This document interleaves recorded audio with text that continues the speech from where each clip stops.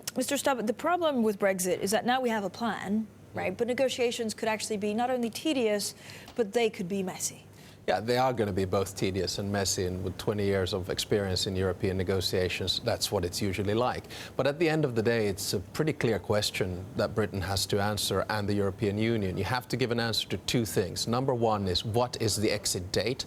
And if Brexit is now moved on with Article 50, that exit date will most probably be the 1st of April of 2019, so that'll settle. The second one is the price tag, and this is where it gets actually quite messy. You hear a lot of different figures, from 58 billion euros tops to approximately 12 billion euros bottom. And when it's a negotiation about money, it does get messy at the end of it. But how will the EU leaders deal with this? So if they soften their stance a little bit, it could mean that you don't completely give away financial services, that may not move to Paris or France, that may actually move to New York. No, so I it's in their interest to keep it. I think the whole issue of the internal market is pretty much settled. If the UK says it's going to leave the internal market, it's going to leave, and that also means financial services, then we'll see what the normal setup is going to be at the end of the day. But what does become more interesting after the negotiations in 2019 is a future relationship of the United Kingdom to the European Union, and that will need a lot of time. You must also remember that when you're negotiating Article 50, you're talking about 200,000 pages of secondary legislation.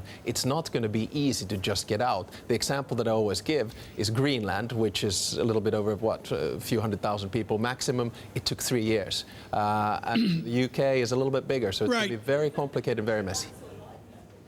You know, I look at where we are, Prime Minister, on the calculus of Europe and the United Kingdom. Where in Europe is the center of the debate? I can't find it. Where in Europe is Prime Minister May going to speak to?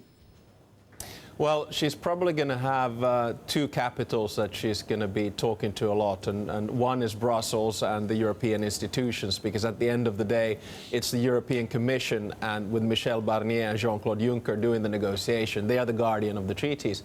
The second capital is basically Berlin, because the truth of the matter is that the new leader of the free world, I would argue, is Angela Merkel. So she's going to have to play those two cards very carefully and diplomatically. Right. Sri, quickly here, your thoughts? Yeah, Tom, I think it is not just UK versus the EU 27 and who Prime Minister May is addressing.